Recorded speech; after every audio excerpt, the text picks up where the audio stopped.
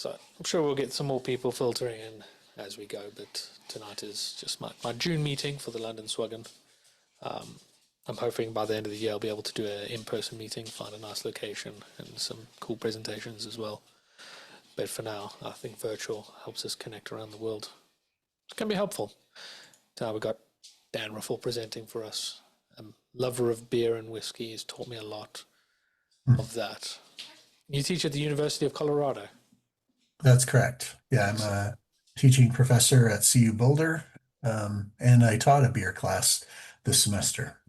Excellent. So I feel like you've got all the correct credentials for any CAD or SolidWorks related questions or even beer ones. So I'll just hand over straight to you, Dan, if you want to get. Sure. Hi everyone. Thanks for joining. Dan Riffell. I've been involved with SolidWorks and the SolidWorks community for quarter century now. For 30 years, I've been in the engineering industry, started out in a research and development company, and then we had 3 startup companies that I managed. And then the university 10 years ago kind of slowly plucked me away. They first asked me to teach and redevelop the CAD class, which I did. And then after doing that, they asked me to develop the DFM and DFA class, so design for manufacturability and design for assembly class for our graduate students. And then they pulled me in full time for initially I had no idea why. I mean, we have Nobel laureate scientists at the university, and they're pulling an engineer into the mechanical engineering department. And it turns out that we used to do a great job of making scientists, but a shit job at making engineers. So I took it on myself to really focus on programs and courses that prepare students for the practice of engineering. So that's kind of me in a nutshell. I'm on the board for user groups worldwide with Kirby, in charge of the southern region of the United States, and I'm the president of the Colorado SolidWorks user group and have been for 10 years or something like that, maybe a little bit longer now. That our user group's been around for nearly 20 years. So yeah, I guess today what we're gonna do, Kirby, if we're ready to take off, Yeah, I think I have to it hand over. is do some tips and tricks. Um, I don't know what everyone's skill level is, and I've been to, well over 100 of these kind of presentations, and I've given, dozen or so of these. And I try to kind of be as top level as I can. Um, Also with tips and tricks, it is difficult for the audience sometimes, especially for somebody who's been using the software like myself for a long time. Sometimes these things are baked into my head and I do them instinctually.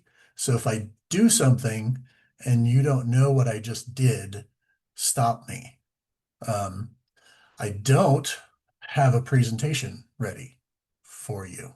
We're just going to go in and we're going to do some things live. So I want this to kind of be an organic conversation. Um, so this could be dangerous, but it also should be a little fun. I'm going to rely on Kirby to be our timer. And if you, along the way, just want to unmute yourself and stop me, and ask me about something else that you're interested in, do that, right? Let's just see where this goes. If Kirby, you can watch the chat to see if any I'll questions keep pop an eye. up, because I'll have my eyeballs buried in my CAD platform. So with these tips and tricks, there's going to be probably a lot of things, hopefully some things that everybody knows. And then there might be one or two things that maybe you don't know. And the way I look at it is if in an hour I can pull two new things that make me more productive, then that's a win, right? So that this is why I always go to these presentations, even though, I'm certified expert and been using the software for a long time. So any questions or comments before we get started? I'm quite excited for that. I like that.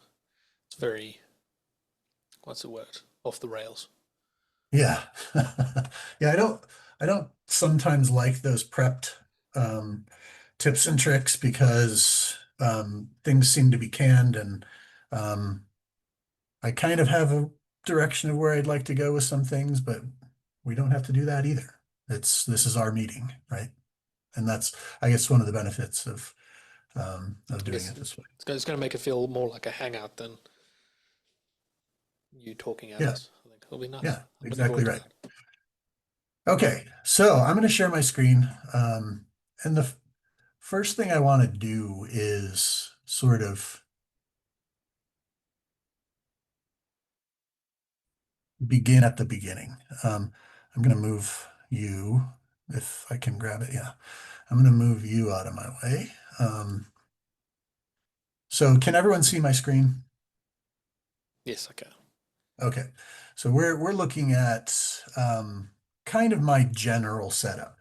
And this is what I mean by begin at the beginning. A lot of SolidWorks tips and tricks, we sort of just dive in with things, and I think we miss this quite a lot. We talk a lot about efficiencies and we talk a lot about how people use the software, but the fundamental beginning of everything is the hardware, right? So um, taking a look at how I have my setup um, currently, I think is pretty important. So what you're looking at here is my Dell Precision laptop. I always go with the Dell Precisions. This is not a plug for Dell, but my last four computers were Dell Precisions. And other than aging out, meaning every 3 or 4 years, I just upgrade to the next best thing. I've never really had an issue with running any kind of um, engineering software on this machine.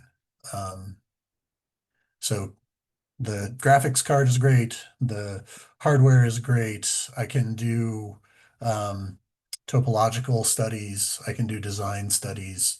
I can do simulations and nothing ever breaks, which is nice. So laptop, I don't have a desktop. I haven't had a desktop in probably 15 years. And part of that is because I'm sort of a digital nomad, right? As a consultant, um, it's nice to be able to bring everything with me, and then also um, it's nice to be able to transport without worrying about anything translating or file storage or any of that fun stuff. For any students in the group, I'm not sure if there are any students or young folks in the group. Um, it's very important that regardless of what hardware you choose, it doesn't have pictures of fruit on it. Um, because especially if you go into engineering, um, Apple's hardware is great. Their hardware is actually, every bit as fast, but the software is locked, meaning a lot of engineering software doesn't work with um, uh, with with Apple. So okay, what else? You're going to notice something. Um, I have two mice. Um, and I actually have them both plugged in at the same time. I used to switch. Like every year I would switch mouse hands. Um, and that's because I noticed after, 10 years of being a CAD monkey, that my right hand, was always sore and it started to hurt.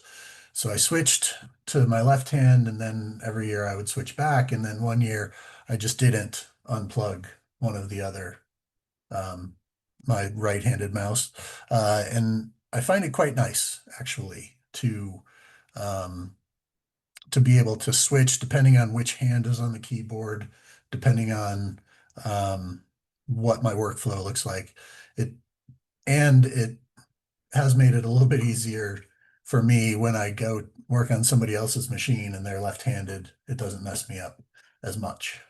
Um, the the the mouse of choice for me is the 3D Connection CAD mouse. Um, I used to just use Logitech mice, the universal mouse, so it wasn't right or left-handed. Um, but once 3D Connection made their left-handed mouse, it was kind of a no-brainer. And the reason is I can program each of these buttons to work in different software. Um, so that's quite nice. Also, you'll notice I have um, a 3D mouse. Um, I have one of these at each one of my desks. Um, at my desk at work, I have the travel version, which doesn't have as many buttons as um, the um, the version here, that that we got for being SOLIDWORKS champions. But this is also great, especially for manipulating models. I find um, using standard mouse rotation and zooming kind of I end up fighting that a lot because I do a lot of renders. And getting the perfect view is pretty important when it comes to getting renders. Each of these buttons is programmed to do something else. So, number one is the S key, um, number two is extrude, number three is cut, like, etc. Like, so I don't ever have to take my hand off of the mouse. Um, so that is kind of my desk setup. Do we have any kind of questions or comments about that? I find the Um, I find the double mouse is quite interesting. Like, but I get your reasoning for it. It's so does each mouse have different buttons mapped to it? So if you need to do something specific, you use the left side. no, they're identical, and that I think that helps my brain a little bit too. So I don't have to kind of think about which hand I'm doing. The one thing that is a little weird, is like when I say right click, I have to be careful which hand I'm talking about, right? So if I say right click on this, I mean, I'm using my right hand and doing a right click, um, not the other way around. Okay. So, sometimes depending on um, the software, the drivers um, for your mice, it might only pick up one. Um, so you have to figure out how to configure your software so that it works. But what else? What other questions do we have? Okay, that's the beginning. Like, I think There's one question Mohammed says, can you tell us more about the SolidWorks champion? I mean, I don't know if you want to take that or I can. you want to take it, Kirby? Yeah, so SolidWorks champions is a way to celebrate people who are extraordinary in various different ways in the SolidWorks community. I'll post a link to it, but it's a group of, I think it's 300 people this year of people that do various different things, whether they doing user group presentations like myself and Dan. I have a little podcast where every now and then we talk about SolidWorks, but it's mostly around the engineering community. I know Deepak, he spends a lot of times on the forums answering people's questions, helping people, uh, and that kind of stuff, and that makes him a champion. So it's various different ways of being a champion. So I'll post a link for you in the chat in a minute, and you can go check it out as well. Okay. Thanks for the question and thanks, Kirby. Um, okay, so let's jump in. I don't have SOLIDWORKS open, so I'm going to pop it open. And you can see I'm running on the student edition because SOLIDWORKS license structure will only allow one type of license on a machine at a time. And since I'm a professor, that's what I tend to use most. I have always this welcome screen pop up. You can get rid of it. So, there's this button that says do not show on startup here. But I like to see this, and I like it for a couple of reasons. Generally, when I open something up, I'm either going to be opening or starting a part, assembly, or drawing. If I wanted to, I can click the advanced button and that would take me to my specific templates because I have multiple templates for different environments. Also, it shows me sort of the recent folders where things are, right? Because, maybe I don't remember where this test block lives in my file structure. I can find it, right? Also, like very powerful is this recent files. So I think we tend to gloss over this, and I think that's kind of a misstep. Because we can filter it by parts, by assemblies, by drawings, by top level assemblies. I can search for specific names. I can, within each of these, I can right click, right? And then obviously open it or pin it. So you can pin up to 100 files here, files that you use a lot, or let's say you're working on one project for a month. You want all of those files to be readily available here. So you can pin them, and then if you don't remember where they are, you can have it show in the folder. If you're tired of seeing things, you can, remove all of the unpin items or all of the items. This is risky, but I'm going to scroll because I don't know what's down here.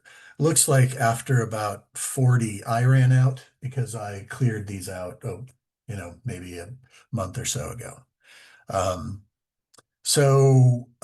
Also one thing maybe we don't realize with this is if I had an assembly open, I can directly drag and drop from this recent file menu into my assembly, which is also nice, right? So if I had a valve or something that I keep putting into assemblies, I can just hit my R key, which is the shortcut key for the recent files, and then I can just grab this and then drag it into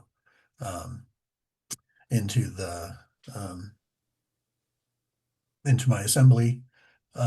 So yeah, I think this is pretty important not to be skipped over, not very sexy or glamorous, but a tool that that's pretty powerful to use. I think, Dan, I think you've proved a point that no matter how skilled you are, how much time you have in SolidWorks, I've never noticed that recent tab.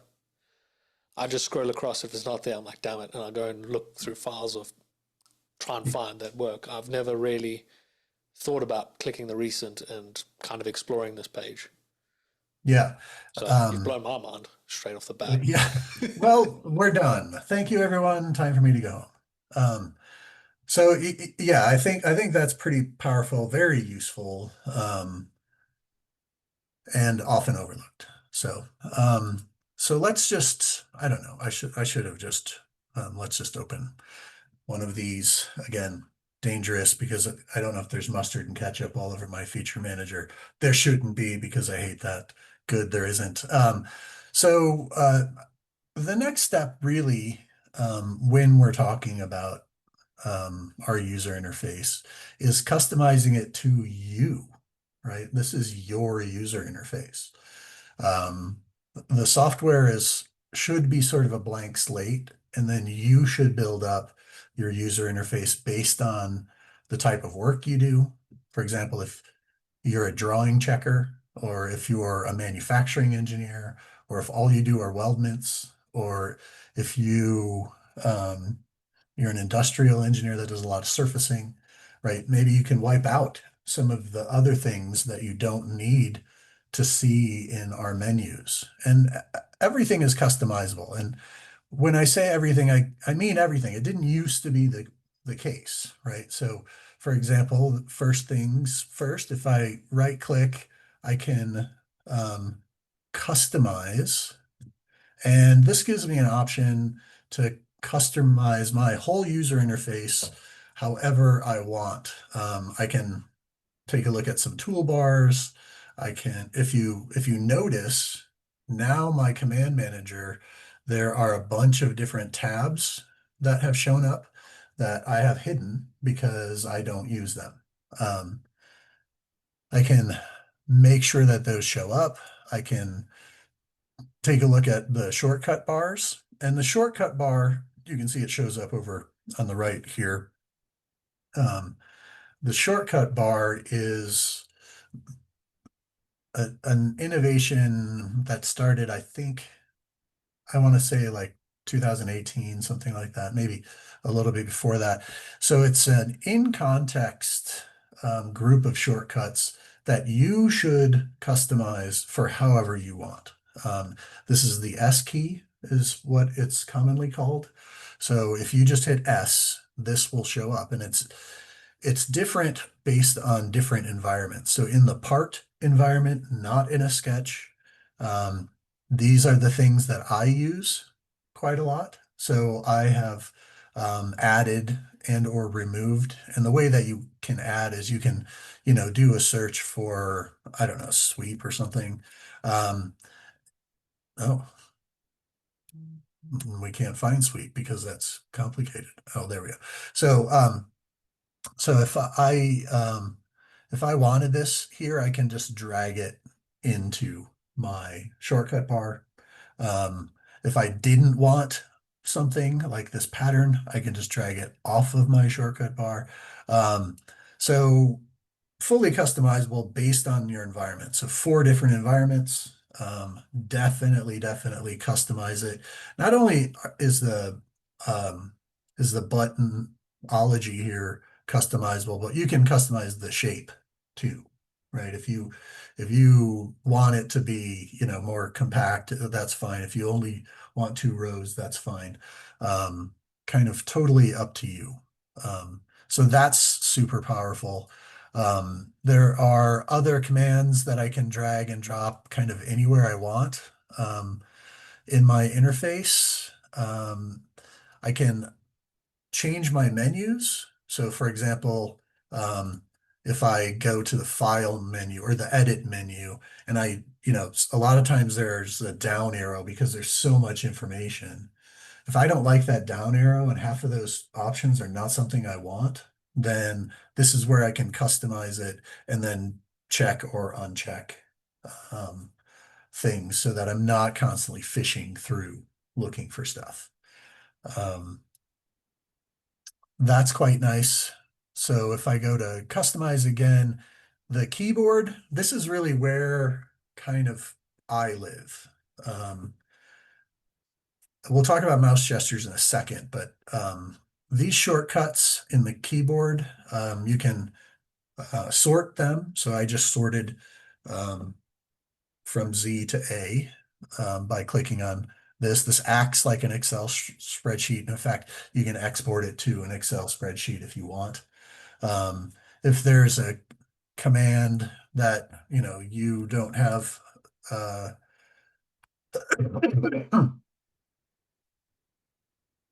so for example, this move selection or confirmation corner, I don't have a shortcut for.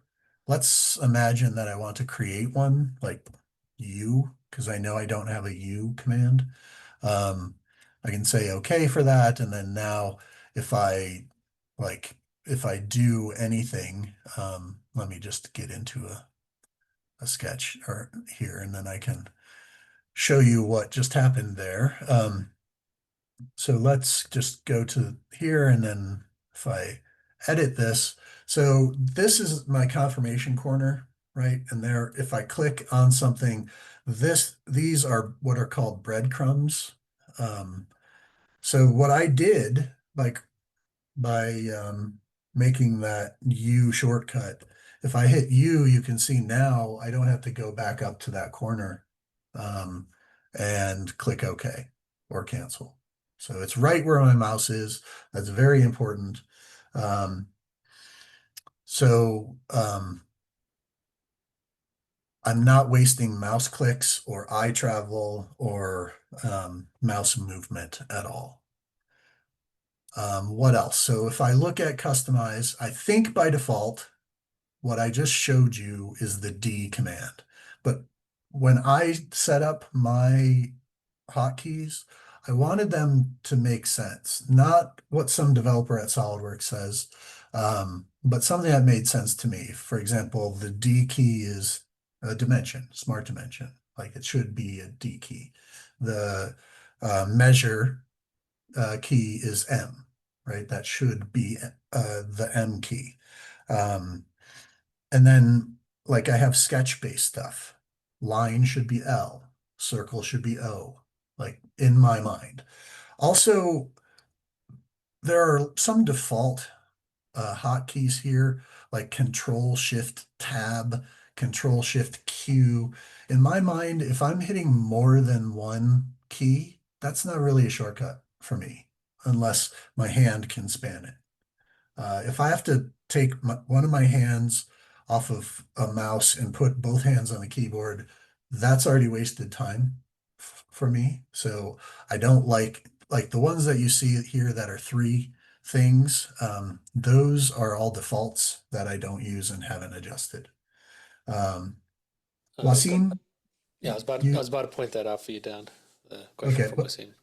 yeah, so you you I don't understand your question. What are you specifically looking for?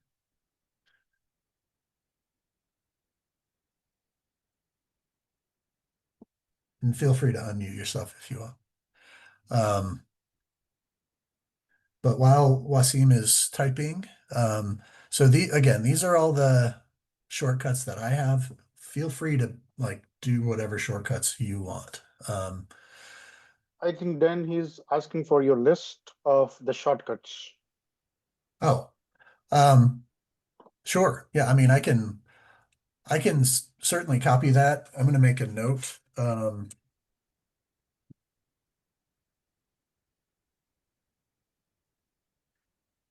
Wasim, And yeah, maybe. Wasim, some of these shortcut keys are by default available in SolidWorks, and rest you can set based on your workflow or how you want to perform or how you want the SolidWorks to act when you press a specific key. yeah, so I would be careful. I mean, I'm happy to send this. I'll send my list to Kirby. Um, But I would be careful with using somebody else's stuff because that's what SolidWorks tries to do anyways, and I hate it. So you might hate my stuff and wonder why the hell I was doing it. So I'll send it, but I strongly suggest that everybody customize their own um, shortcut keys. And then the next tab on this is mouse gestures. So I'm going to be archaic here, I guess, because I don't use these.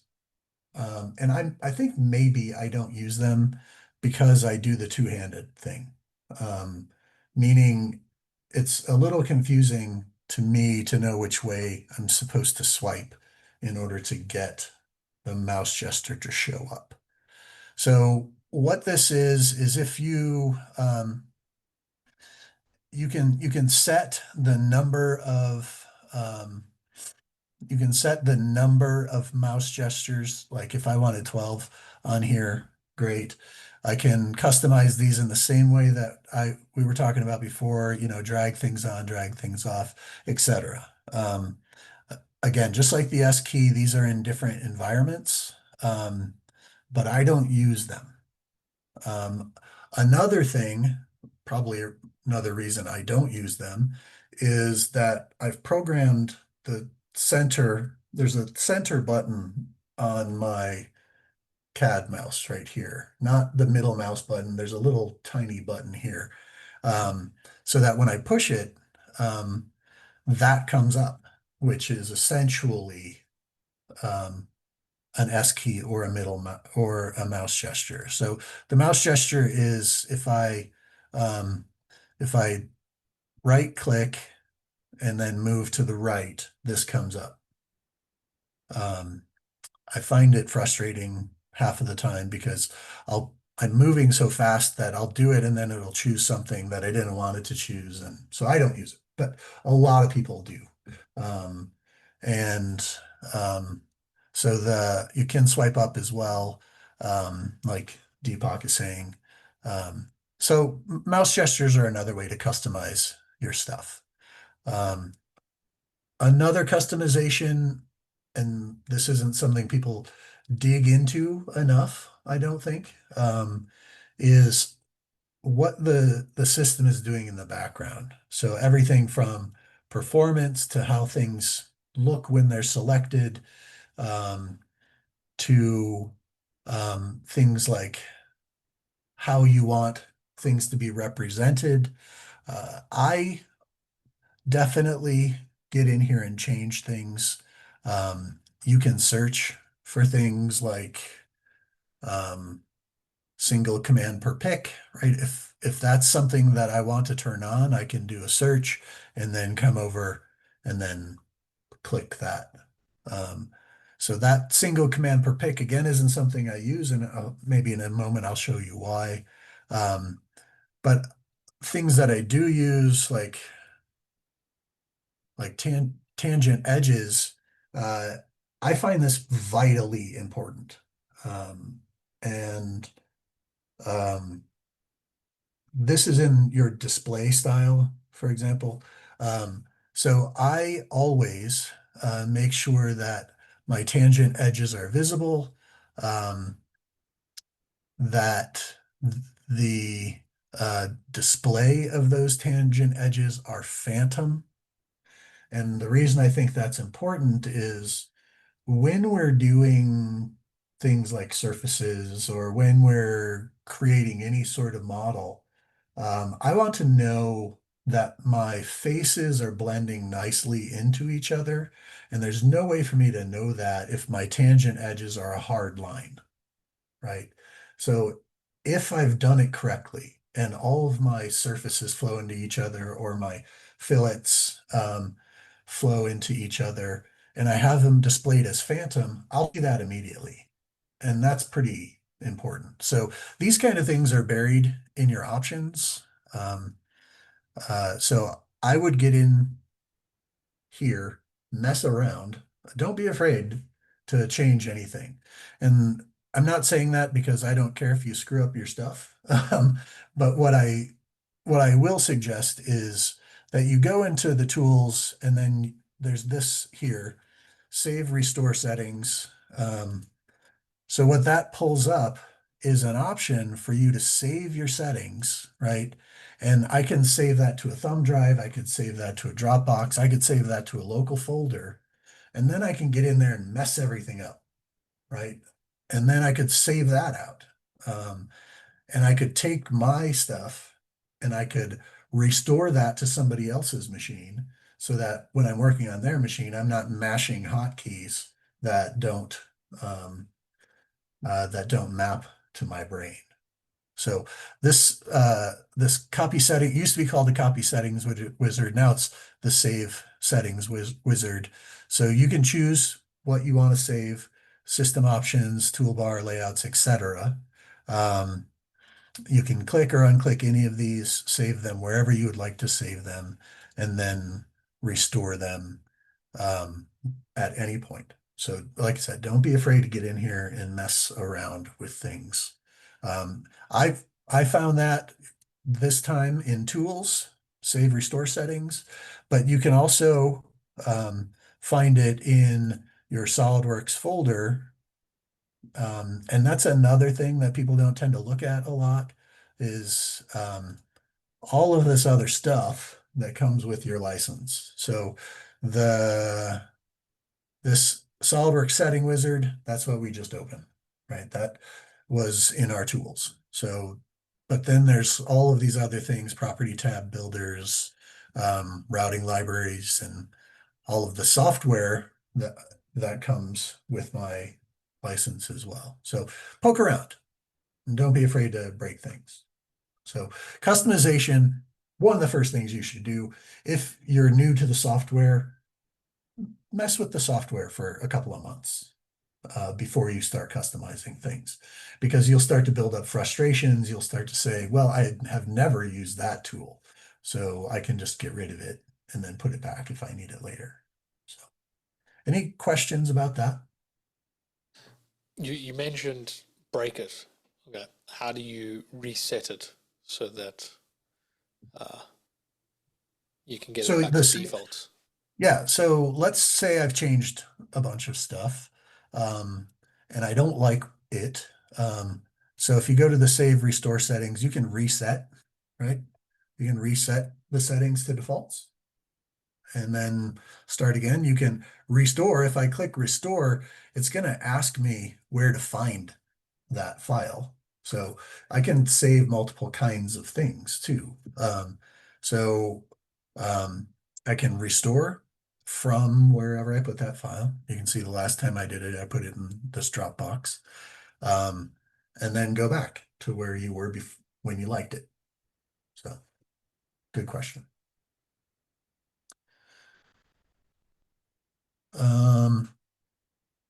Okay, so what else? So suppose we're in this part environment and we talked about the S key, right? I'm going to mash the S key here. You can see what I have in the part environment. We saw that already in the customizations. But one thing I want to get across is there's this search commands up here, right? So let's say I wanted to search for something as simple as a fillet. Right? I can find that command and then I can ask this to find it for me.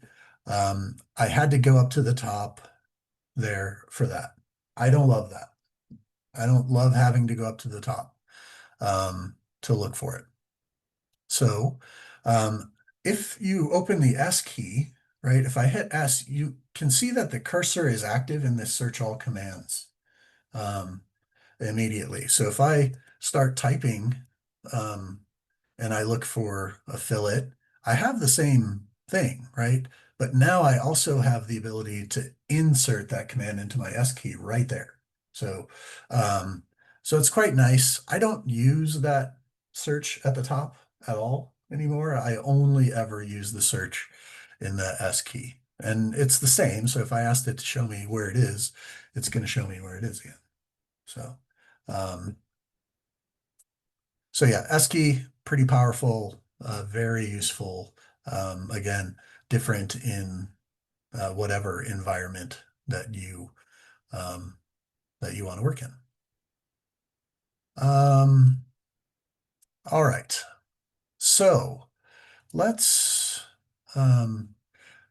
Everyone knows Control Tab, is that correct? So Control Tab shows all of your open documents. You have kind of some of the same options as when you hit the R key. So if you Control Tab, it'll scroll through certain things. If I, again, look at the R key, I can open up whatever it is I want, or I can drag and drop things.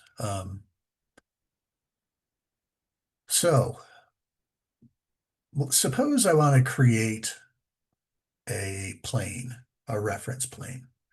I don't have my cardinal planes shown, but if I wanted a plane that was maybe offset from the right plane, all I have to do is select it, and then I can control drag in whatever direction I want.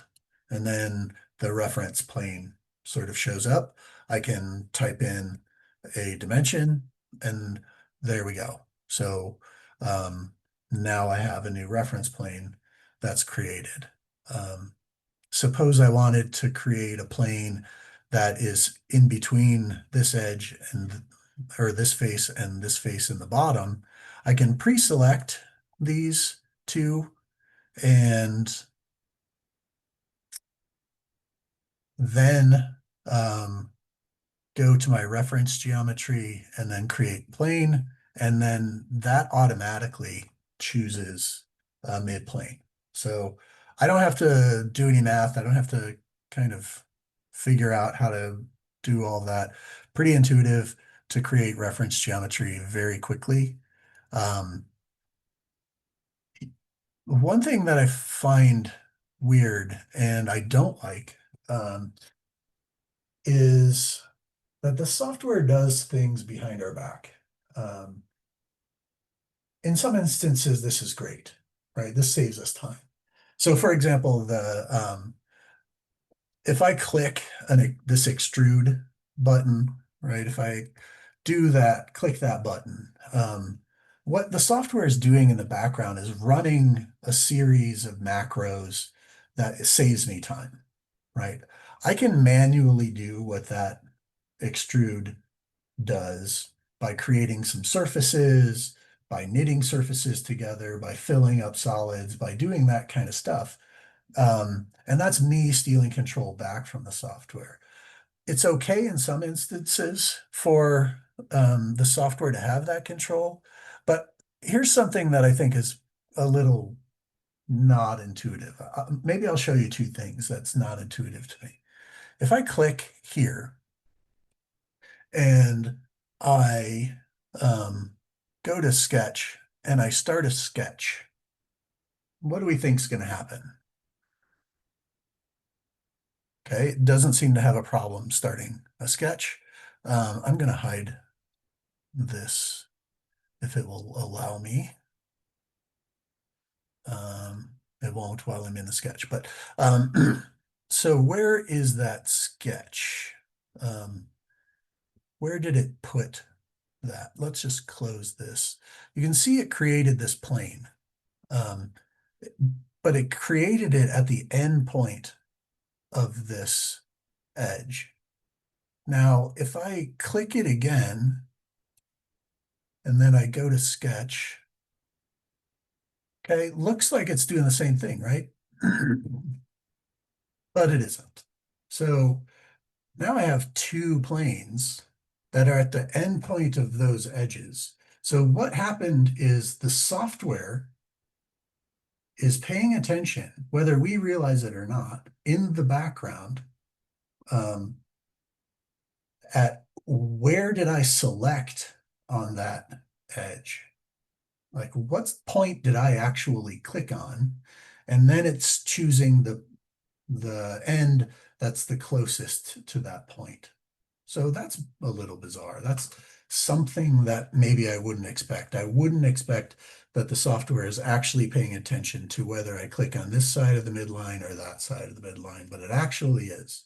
So pretty interesting. And it's those kind of things that give me a little bit of insight into what is happening behind my back. So what else? Any questions about that? Okay. Let's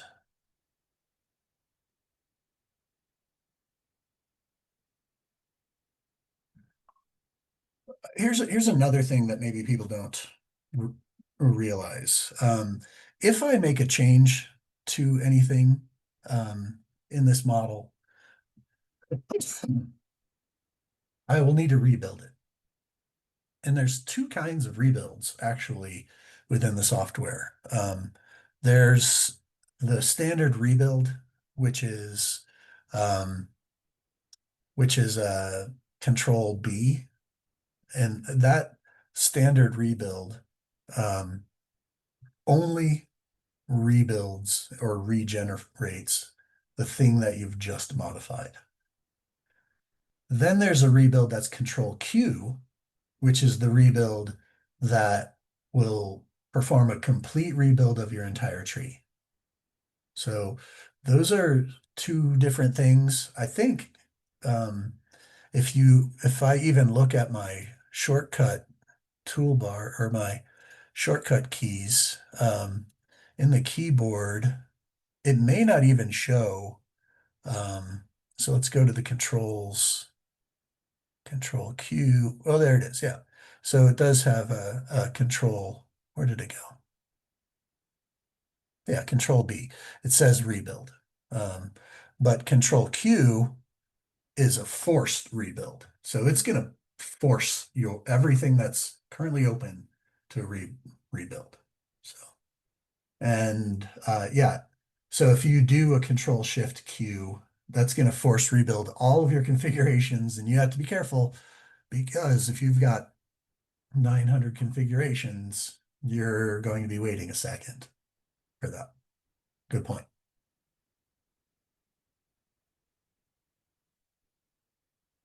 Okay, what else? Selections, right? So if I right click this, I have the option to select the midpoint of that edge. If I select tangency, it's going to select, the loop that's around that. So there are some nice selection options. If I choose select loop, it's going to ask me the direction that I'm thinking. So maybe I want to select that way instead of the other way. So now I have that face essentially, or that group of edges selected. One thing that I do use quite a lot is you'll notice that there's this select other. Sometimes, especially in an assembly, if I'm taking a look at a face through another face, I use this select other so I don't have to rotate that whole assembly. It makes it kind of a pain. So, so those selection tools are quite nice. If I select this edge, and I choose to rotate, oops, wrong. I choose to rotate the model. I can still flip it around, but if I, what did I do there? Yeah.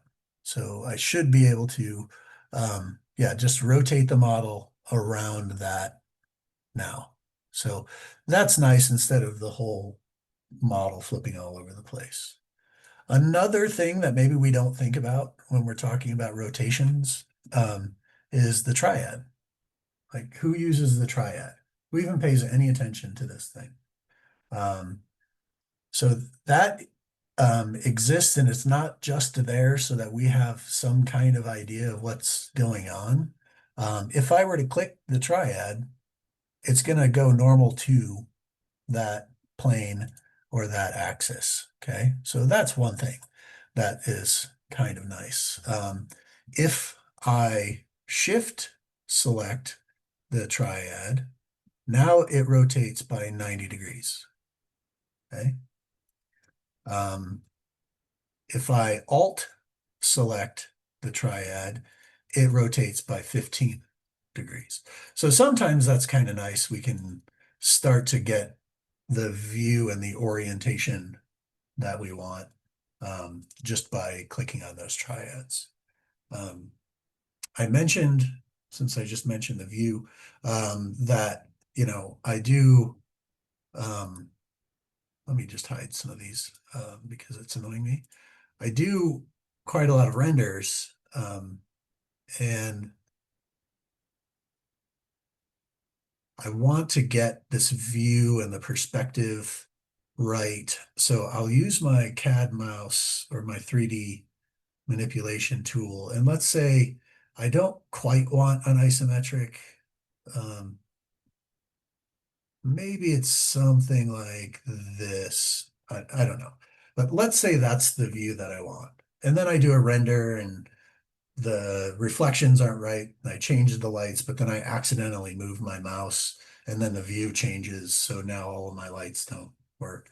It's super nice to be able to just create a new view, and I can name it whatever I want. Usually it's render number, if I can spell correctly, and say okay, and then that view shows up, right? So now whatever I do, I can come back, hit the space bar, and then render. Okay, back to where I was before, and I don't have to keep fighting things. So, okay, let's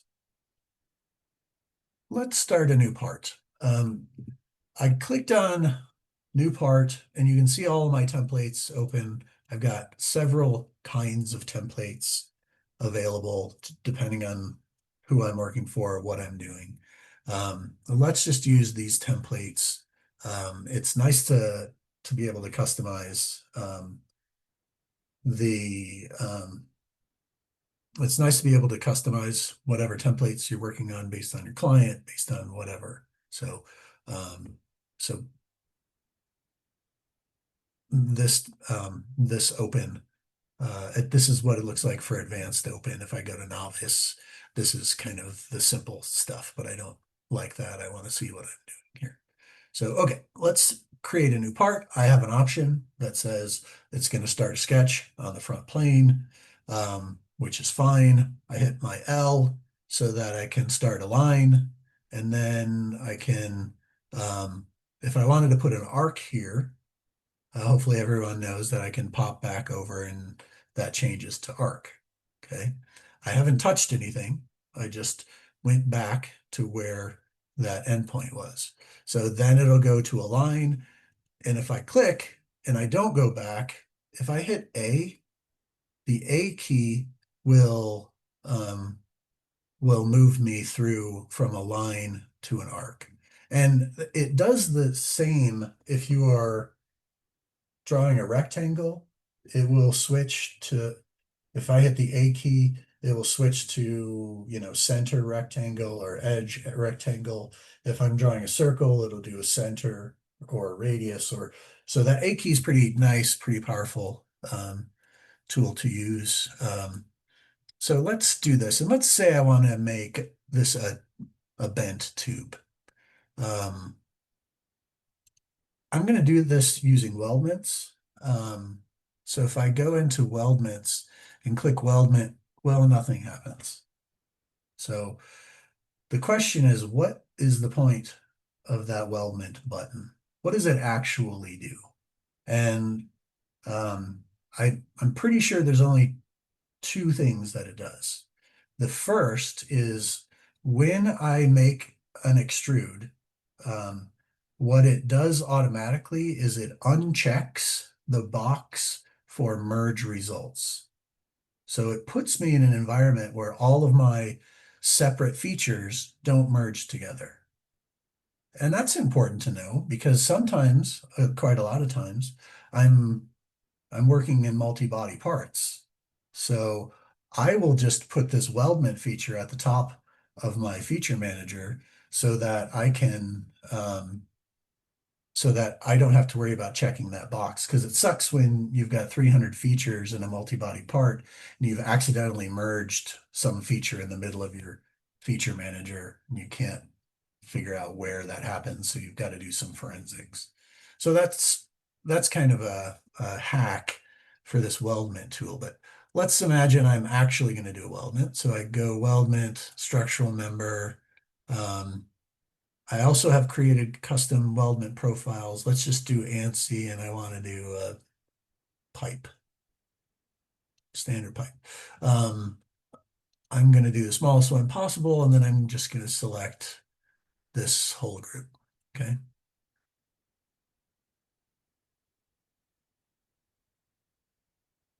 Okay, so that looks fine, except now there's this business. What did I miss here? Anyone have an idea? You never made the line. What's a coincidence? Tangency, yeah. So you can see that even on this, right? Remember what I said about my options for displaying tangency. Maybe I thought that was tangent, but it isn't, right? That's a solid line. That should be a phantom line. This is all effed up because I didn't tangent it. And then over here, neither one of those are tangent either. So I need to go into the sketch and then fix my tangency. So how do we make it tangent? I select this and then shift select this, right? And then tangent. Okay. That's one way to do it. But the fast way is just to click that, right? I can just click that and then choose tangency. That's super nice, especially if I am like doing a piece of artwork and I want to make sure all of 100 lines like this are tangent to each other. All I have to do is click the point and then away I go. So I fix that, and then those are now all tangent. I can now, let's see that there's a cut list here. I'm going to update this cut list, and I can go in to each of these, and it will show me the length of each of these segments, and then it'll show me the overall length of that pipe. So that's kind of nice, because if I'm bending something, I'd like to know what size pipe to start with, or this gives me a total length property. But I do have, for some reason, 5 different weldments. I don't like that because that isn't reality. That's not what is going to happen. So I must have missed something in here. So let's edit this. And what did I miss? This right here, this merge tangent arc segments. So now you can see again, tangent, phantom lines, everything is merged together. My cut list now has only one thing. And if I do look at the properties, the whole thing has one length. So super nice, super easy, kind of a way to get at your pipe lengths if that's something that you want to work on. Sometimes I want to put this in a drawing now. I can't really dimension that easily. So one thing that cut lists do allow us to do is create a bounding box. It doesn't look like it did anything, because even though I just asked it to do it, it's going to do it and then hide it from me. So now I have a bounding box, which will allow me to dimension this and this and that in a drawing as reference, and then I can get a general idea of a box that these things need to fit in. For a pipe, might not make much sense, but for like a piece of like a gusset or something like that, that makes much more sense. So one other interesting thing, and remember I was talking about the software doing things in the background without telling us. Let's do a sketch here, and I'm going to do another weldment, maybe some angle iron that's not attached to this, but I'm gonna do a line. Okay, so here's a question for everyone. How do I end this? Like that's connected. Escape key, right? Everyone mashes the escape key. Is Yeah, that I what do. most Then people do? normally I double click on any empty space on my user interface. Yeah, so you can escape key or double click, right? Double click ends pretty much most of our commands. However, there is an easier way to do this. If I click and hold the button down and then release, I don't have to click anything else. So if I click and hold, that becomes single command per pick, and I don't have to hit anything else. So super nice. So quick shortcut there. So now we've got these two things. Let's make another weldment, insert a structural member here, and I don't want pipes now. Let's say I want L. I'm going to do a small thing again. And I'm going to click this, and I'm going to click this. Okay, all right. So why are those different. Those are oriented in a different way. Any idea how that happened or why that happened?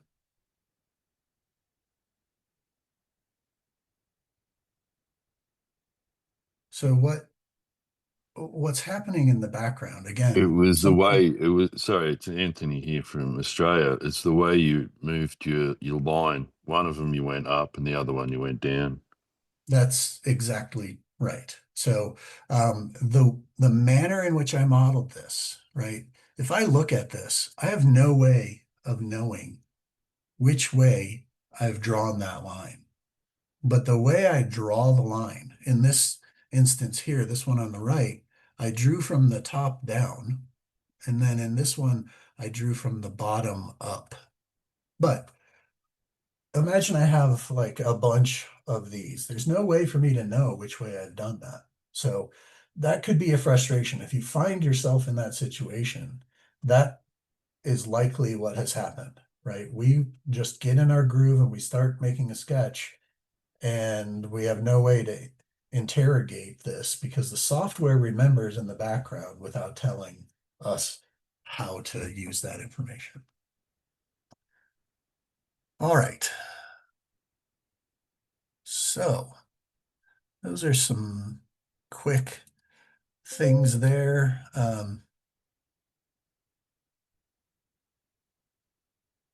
Let's go back to this.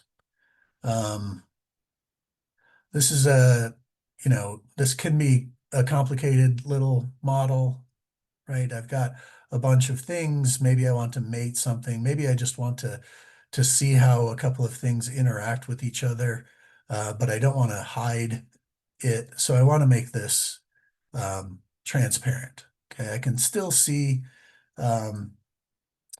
everything. I can see how these things need to be joined and what material needs to be removed from one. But maybe I want to select this face. If I select this face and there's nothing behind it, I don't have a problem. But if I have something behind it, I can't select that face. So if I hold Shift, though, I can now select a transparent face. So that's nice.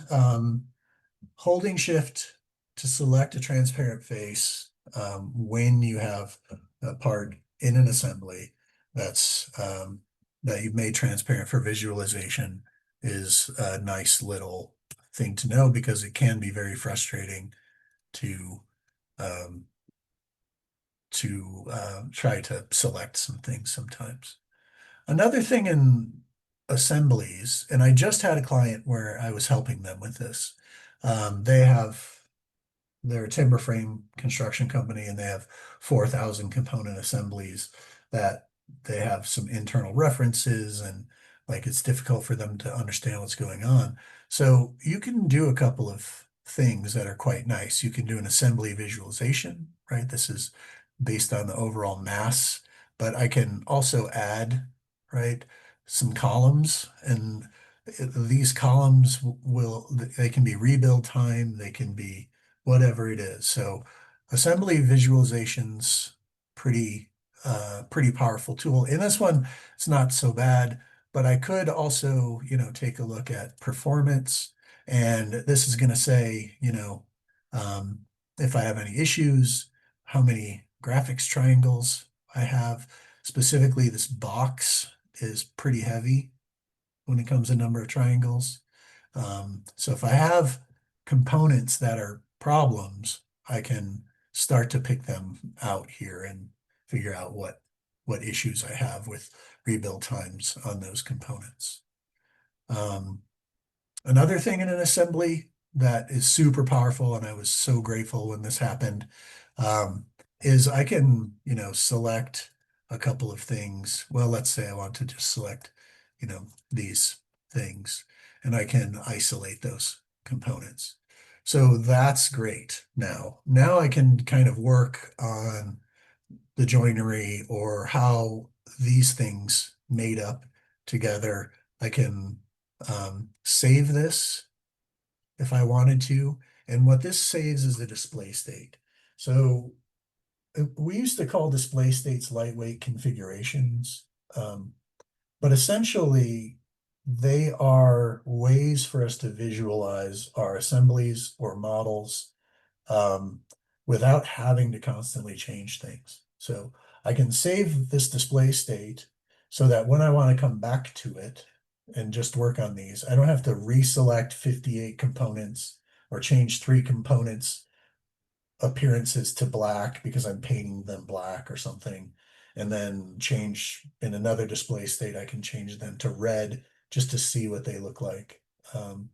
So display states are pretty powerful, and I use them quite a lot. Again, because I do renders quite a lot.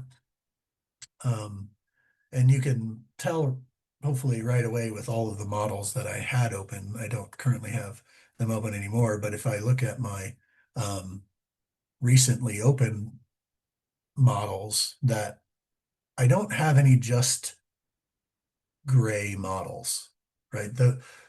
All of my models have appearances and or materials associated with them, and that is for multiple reasons. The first is visualization. It's very easy to see which components interact with each other. It's very easy to tell what it would look like in reality.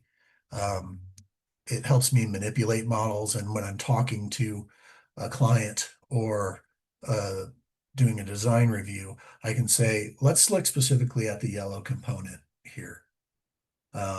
If I say front plate, nobody knows what a front plate is, right? But if I say yellow component, it's very obvious what I'm talking about.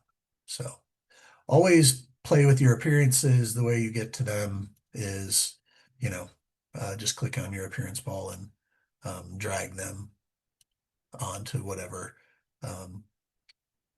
component you want, remembering that there is a hierarchy with these appearances. So if I wanted to change this to that appearance, it's going to ask me whether I want just that face, which will override that extrude, which will override the body, which will override, right? So there's that hierarchy. Pretty powerful, very useful visualization tools there. What else? How about we just open it up now? I could do this all day.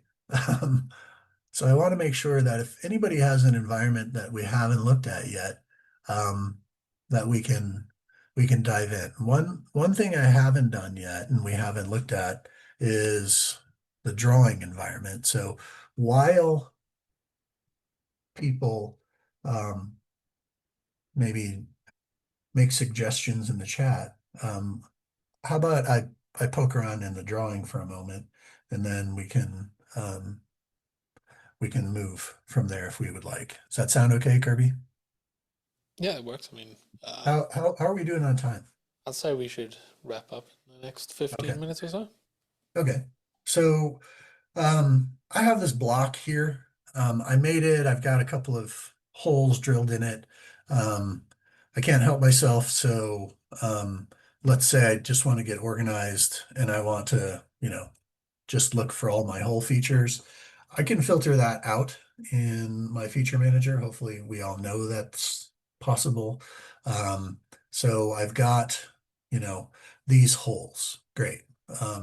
Let's say I want to hide those, or I could even put those in a folder, right? I can customize things, add them to a folder so that they're all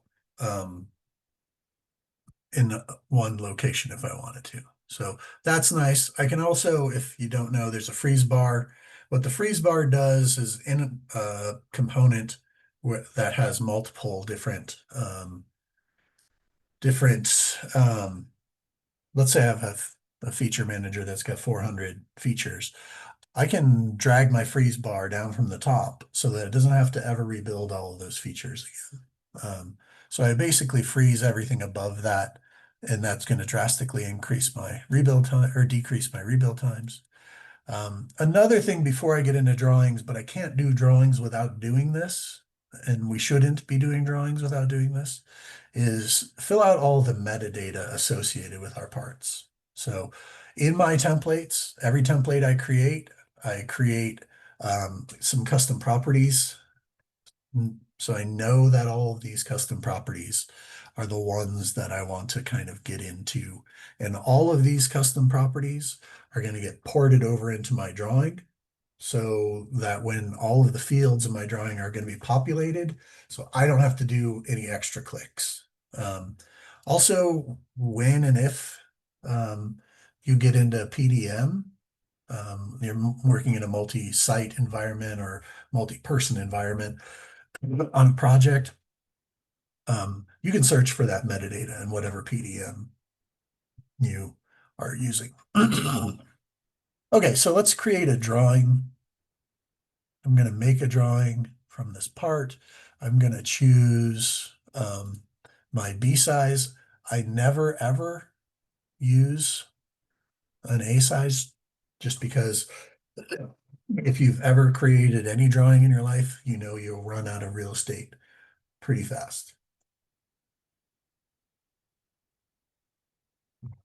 Okay, so I'm creating a B size drawing. I didn't make any custom views in that part, so this is my view palette. Now this says front view, and I think what's important, one of the important things with drawing creation is your front view, regardless of what the software says is my front view. Your front view should be the view that's most descriptive of your model. So in this instance, the front view is actually the front view. So I'm going to drag that over, and then I'm going to project. So this is going to be probably backwards from you all. This is doing third angle projection. I think you all do first angle projection. But you get the gist. So I'm just going to do these couple of views. Code says I have to do the number of views that describe all features. So maybe we can get away with it here.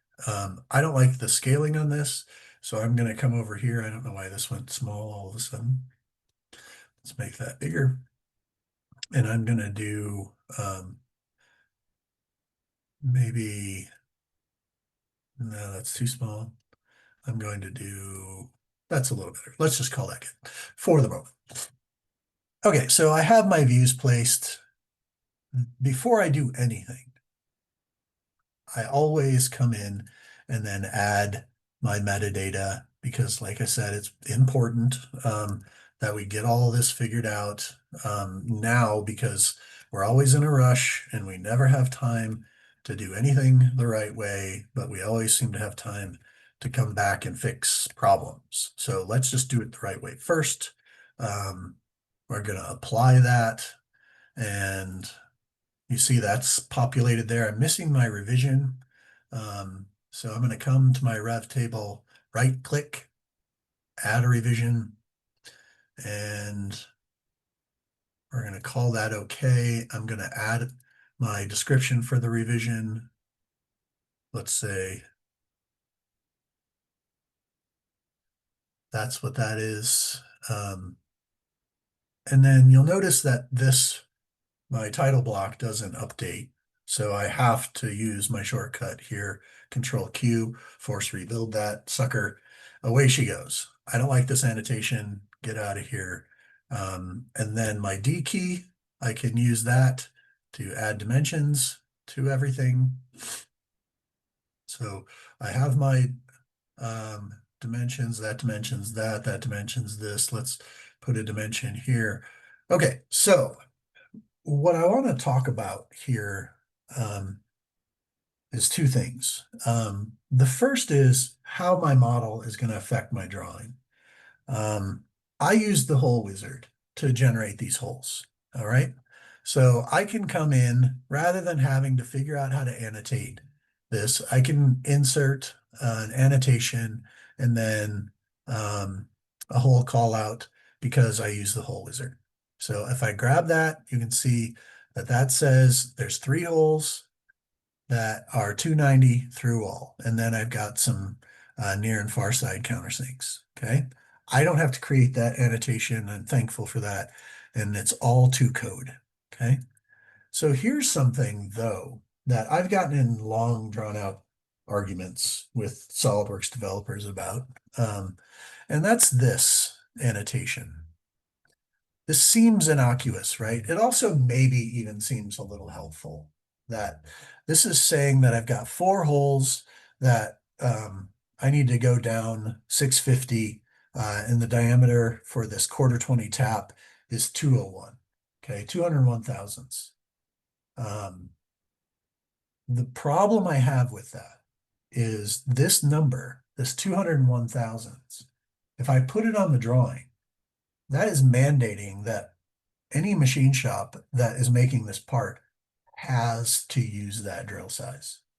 And if you've ever talked to a machinist, they're going to chew you a new one because they are going to disagree with the right size of tap or hole to drill for a tapped hole. And they will also say, I've been machining for 40 years. You don't need to tell me what size tap drill to use for a 1/4 which is true. Also, if I put this on the drawing, that is now law. Like this drawing is a contract. So someone has to be able to inspect that. And how do you inspect it after I've run a tap through it? So I have an issue with SOLIDWORKS putting that annotation there. But let's for the moment ignore it, say that's okay. This is why we talk to our machinists because they will tell you what they need to see on a drawing. Sometimes you're governed by code, sometimes you're governed by the policy you have in your company or university or whatever. Okay, so it looks like I have 2 patterns here. How could I dimension these? So let's say I want to dimension this bottom pattern. I'm going to grab that, right? That seems fair. I'm going to grab this. That seems fair. I'm going to grab this. Is that fair? Is that what we should do? I think the answer is it depends, right? So I've done a couple of things here by adding this 3-inch dimension that could cause problems. That seems innocuous. Thank you, Deepak.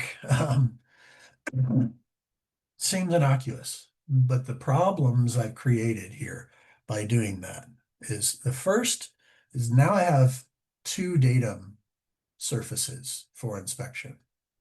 It means that this 6-inch plus or minus 5 thou, right? If this is at maximum, right? If that is 605 and I'm dimensioning from here, and then this is at minimum, which is 2.995, then this distance between these 2 holes is going to be greater than maybe what I want. So I've created an inspection problem and I've created a design intent problem.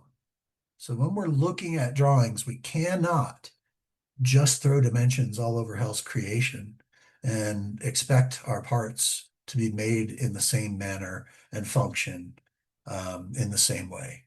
So this one dimension, although innocuous, can screw up a lot of things. So I'm going to get rid of that. I don't like that. And I talked about design intent. So imagine I have a motor that needs to mount to this pattern. What I care about is that pattern, the relative position of those holes to each other, not so much the position of the pattern relative to these edges. So I want to make sure that I'm dimensioning these holes so that it makes sense for,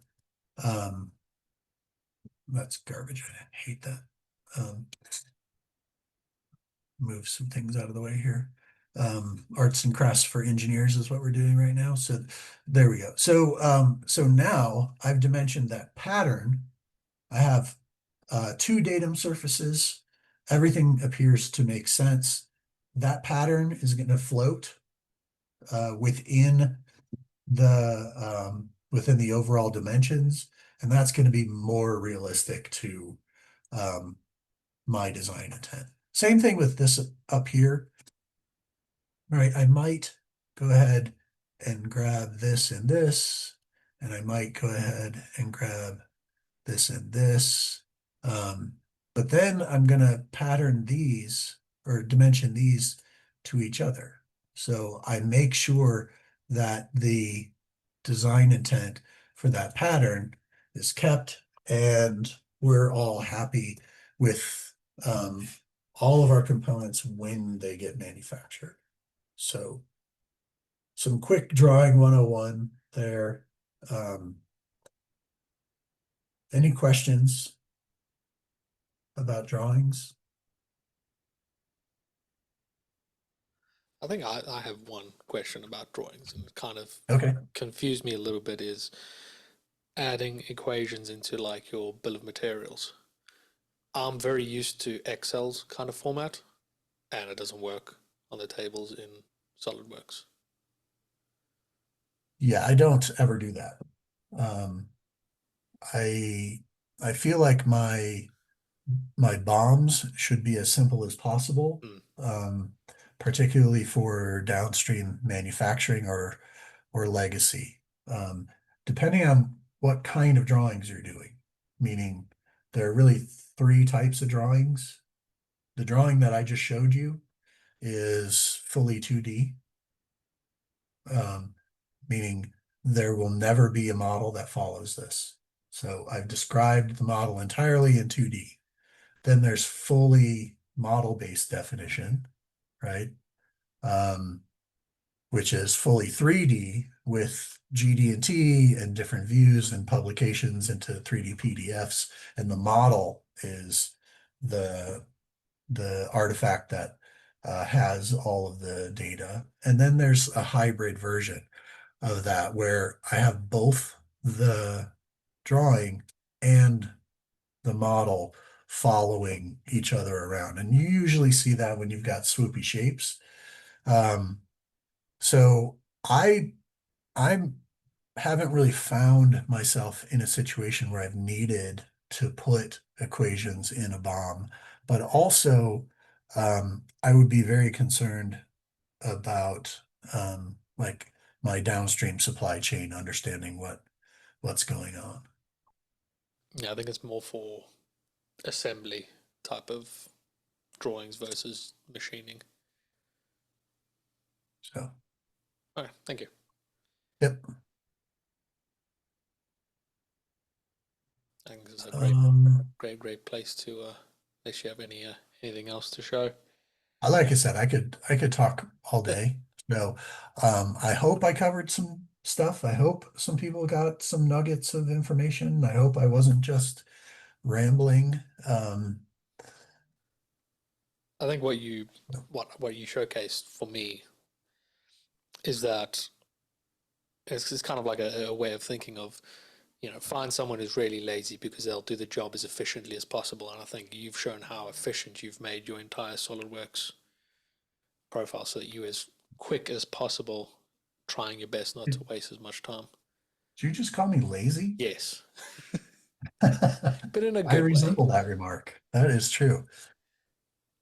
Yeah, so that, I mean, it isn't just that. It's like our time is monopolized, and the more projects you are involved with, the more you realize how much our time is monopolized. So,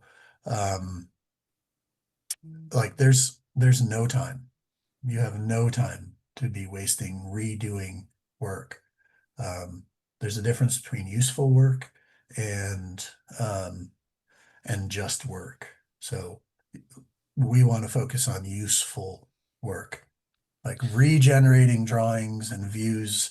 Like every time I create a drawing, like repopulating the entire title block every time I create a drawing, that's not useful work. that's just rework that we should be able to automate. So I guess it makes sense why to get your shortcuts and all that in early, yeah, because I've tried using a CAD mouse and using all the shortcuts, but I find I'm slower because I'm having to think about it. yeah, But I know if I spent the time and practice it, it should become more efficient. yeah, that efficiency, that's a good reason to go through the certifications too, is that those are just speed tests. Like there really isn't any like super in-depth knowledge in any of those certifications. It's really just troubleshooting and speed. Um, so it is nice to start to build up that muscle memory for where things are.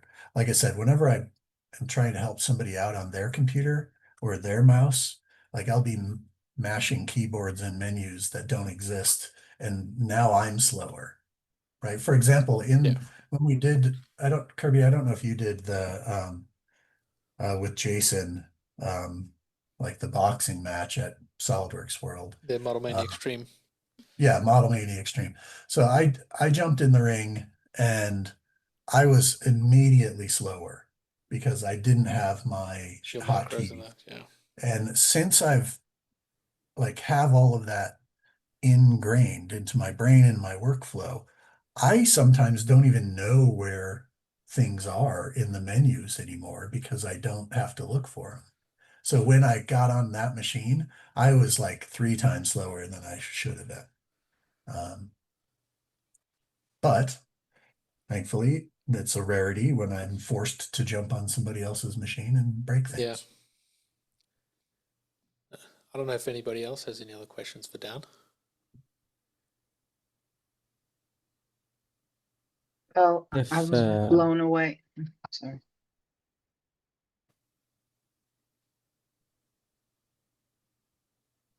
I think I spoke over someone, but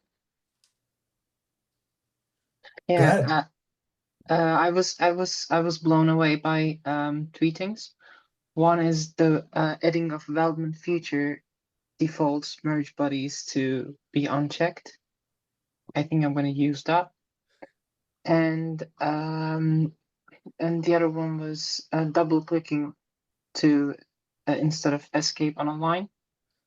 Also a button on rectangle and the freeze, the future tree freeze. I didn't know about that. I tried to pull from above, but I couldn't get the future tree freeze to work for me. How did you do that? Oh, yeah. So you're in a Ye- part environment, is that correct? Yeah. Okay, And then you so pulled from above, and then it freezes. you could pull from the bottom or from the top. The bottom suppresses. Yeah, the top. The top you have to go into your options. And then if you do enable freeze bar, right? So if we click on that, you can see that that freeze bar has to be enabled in your options. Oh, okay. Wow, that's very useful. Thank you. Yeah. Excellent. Don't know if anyone else has any questions. So, I have a question. Thanks a lot about all these tips for Kirby and Dan. But like and just I'm a new SolidWorks beginner. How can I improve my? How can I get certification CSWA and I need to CSWB and CSWE, or I need to more experience with SolidWorks like you, or so any advices on? Yeah, it's super easy. All you have to do is work for 25 years and you'll be there. No. No, what I tell new users is make sure that like you're modeling things that you have on your desk. Like grab some calipers, model, you know, simple things. Start to kind of do that because that's going to do two things. Like if you just do something as simple as a 3-component assembly, you're going to learn a lot about how inspection is done, for example, with your calipers, and how you might measure a radius or something like that, which starts to point you in the direction of manufacturing and manufacturability and how people are going to interact with your models. So that's great. So do that. Grab some simple stuff, measure them, model them. If I go back now and look at the models I created even 15 years ago, I'm embarrassed. Like they are trash. Like they are so bad that I'm like, I can't use that for anything. It's faster for me just to remodel it. So don't be ashamed at your modeling practices. Just start working and start getting into the software. So that's the first thing. And then the second thing is that I always recommend to my students, find the Model Mania files online. So go search for SOLIDWORKS Model Mania. They're great because they're simple models, and it's always nice to try it yourself, right? Take a look at the drawings that they give you and then generate the 3D model. And then watch the video of how somebody else solved that problem. Because Dan, sorry, because I just want to say I've posted the link for the 25 years of Model Mania with every model that yeah, has the drawings as well as the solution video. yeah. So do that. Like that, if you go through those, that's an amazing resource. It's always great to take a look at how other people tackle the problems that you're currently dealing with. And again, everyone's workflow is a little different. And you shouldn't just adopt somebody else's workflow, but getting comfortable with the software is just sort of repetition. So does that make sense? Yeah, thank you. Very thankful for you. Deepak has also posted a couple of links for you as well. And like for me, I learn a bit off YouTube. There's also a guy that has a lot of cool videos. Arian. Yeah, like Dan says, like you can open up SolidWorks and just press buttons and try and create a block, put a fillet on it. But if you're actually modeling things that you want to either 3D print or, like you said, just model stuff on your desk, having a goal at the end of it makes it a bit easier to learn in. It might take you an hour to make that first model, but you learn enough so that that second model you make, it'll be quicker and quicker, and everything you learn you take to the next model. Honestly, it's a little easier. And again, I don't know everyone's skill level, but it's easier if you know how your components are manufactured. For example, I was a machinist for a long time. So my modeling practices follow that. They follow how things are actually going to be made. And I look at things from that perspective. So it makes things a little more robust. It makes things a little easier to interact with. And I'm able to be a little bit more forward thinking. On complex models and complex assemblies, before I even, like I used to do this, but I don't do it as much anymore because my brain is like jacked into the matrix. But before before I was jacked into the matrix, I would literally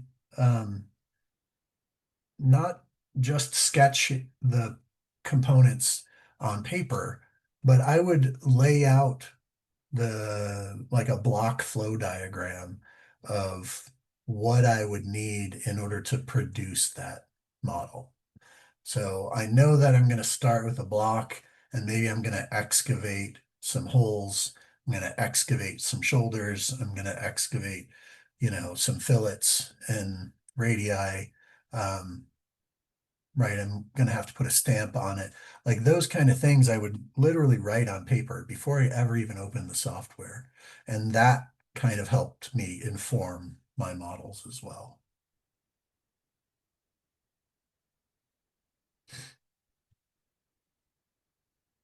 if you're dealing with super complex assemblies, that's a necessity. And in fact, there is I don't know, Kirby, maybe you know, or Deepak probably definitely knows.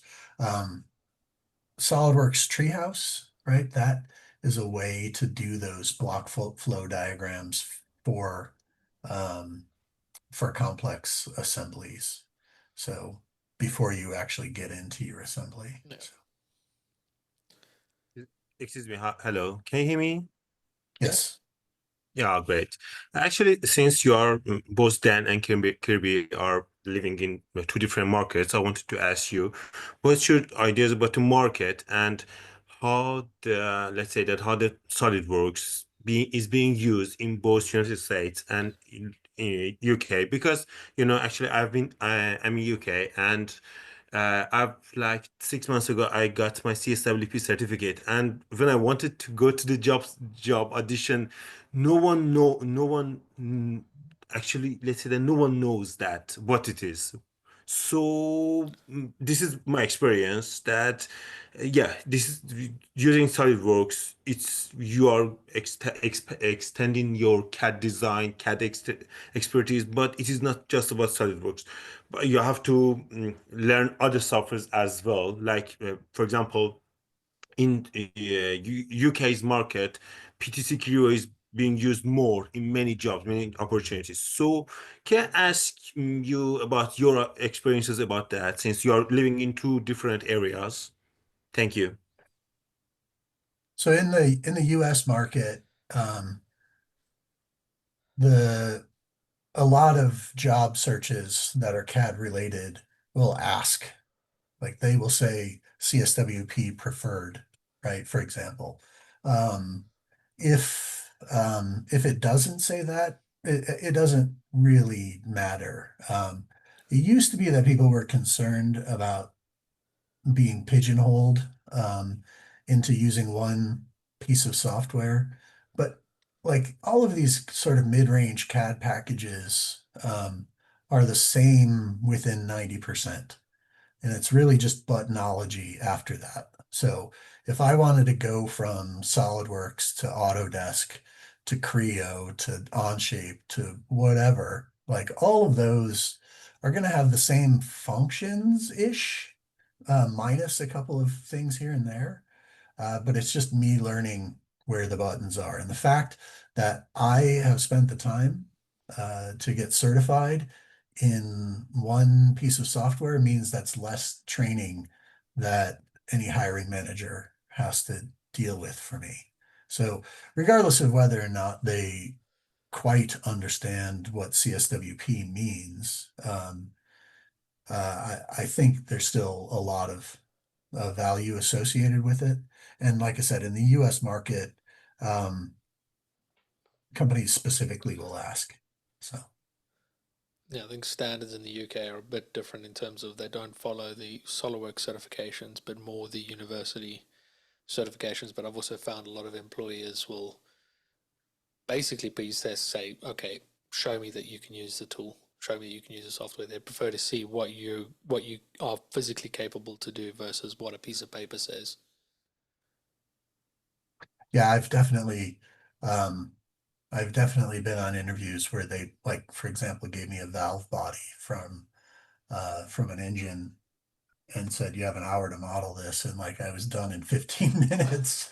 And I'm like, really? What was the point of that whole exercise? But yeah, so if it's really employer by employer, I think is what both Kirby and I are getting at. Yeah, I mean, certain areas have certain in the UK has certain areas of kinds of manufacture. If you're around London, that manufacturing isn't as much of a big industry versus going further up north. Yeah, thank you. Actually, I used to live in Manchester, but because of that, I relocated to the south. So now I have a job, but because I thought, thank you, but because I thought that maybe surely you have more experience on that. So I wanted to have your idea. Thank you. Not a problem. Hi, I'd like to ask Dan a question. Do you do you tend to name all your feature tree items, or how do you manage? Because what is kind of challenging is you open a design 10 years later, and then you don't know what you have done there. So I tend to go through with the bar, I tend to go through and then see what I have been thinking. And that kind of is working out for me until now, but I just wanted to have your opinion on that. Yeah, I definitely do. You can see in this model here that, all of my features, most of them are labeled, and it's for that exact reason. Like if I want to interact with this in 10 years, sometimes I'll even like in the design binder here, I don't know if everyone's aware of that as well. I'll even just make myself a note, right? Dan, this is why you did that. So like leave breadcrumbs for myself. This also like having a standard way to name things in this simple model, it seems overkill because there's only a handful of features. But again, if I have a feature tree that is, I'm scrolling for 2 minutes to get to the bottom, it's vitally important that you start to say, this is where I started to develop this handle, right? And you can group things into folders. There's a bunch of ways to do it. You can even, like as an option, you can have, I forget what the option is called, but you can have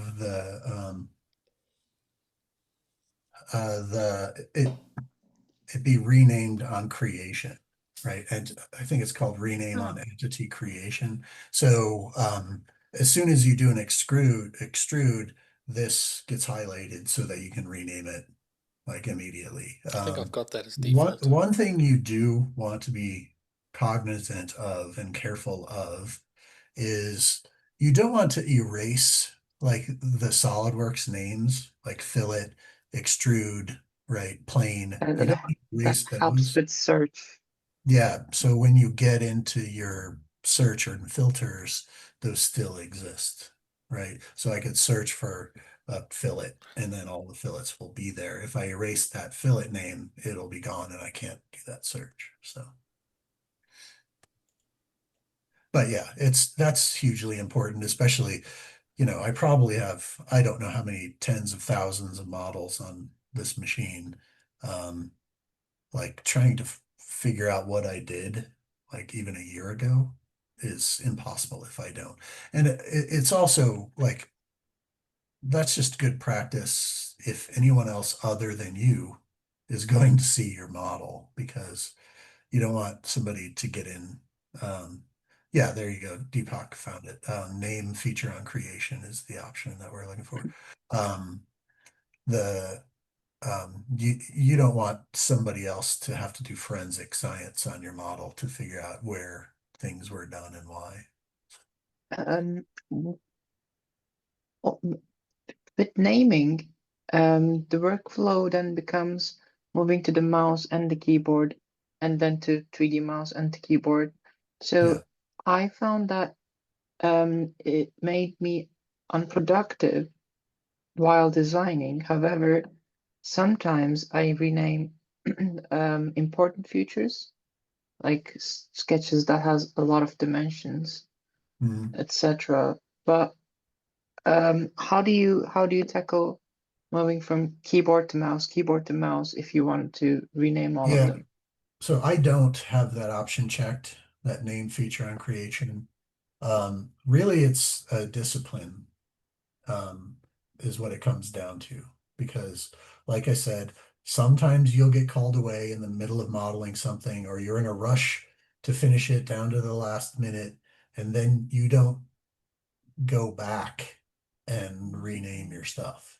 So it's kind of up to like what you know about yourself as a human, is what it comes down to. Is like, am I actually going to do that, or is it faster and smarter for me just to do it immediately on creation? So I always come back and do it. Just like I always add all the metadata that's associated with all of my files, even if it's just for me. I 100% go in and fill out all of those custom properties. So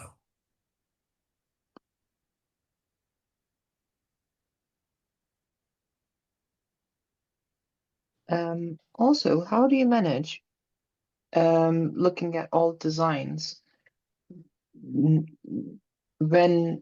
there is a risk that your design intention might have changed along the way? Because sometimes you think you want to have a dimension from somewhere of the part, and then you think that's the correct way of doing it, and then you assemble it, you do different stuff, and then you realize, oh, it's actually not like that. And then you edit something, and then I tend to sometimes use direct editing. And is it parametric? Yes, but going back to a sketch and then changing things is no longer a good thing because my design intention has changed. The architecture that I've built around that design intention, I would need to redo it, and then direct editing is much faster.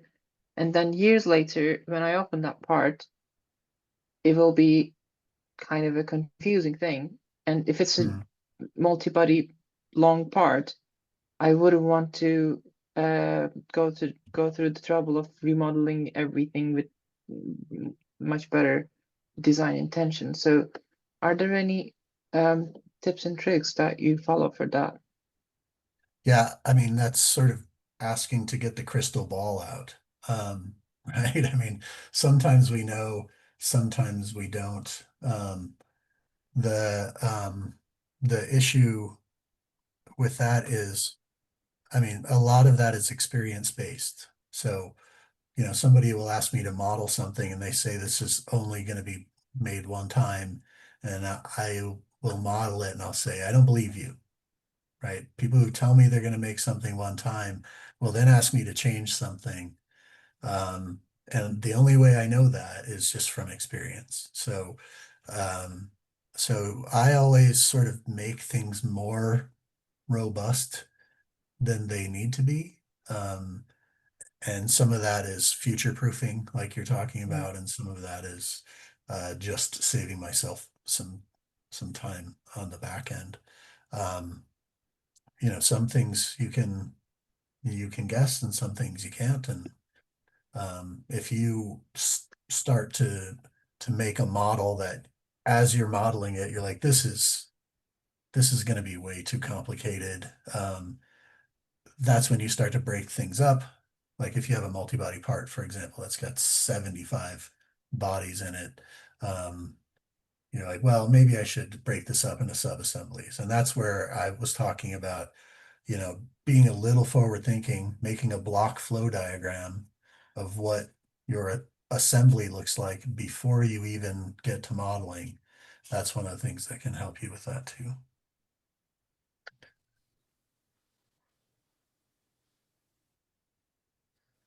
Cool. I think I'm gonna have to end off the meeting here, if that's all right. Dan, will you be able to just put me as host? I just wanna. Yeah, super fun, everyone. Thanks for letting me come play. Thank It was a very interesting, different take on the presentation. I liked it. Thank you, Dan. That was good.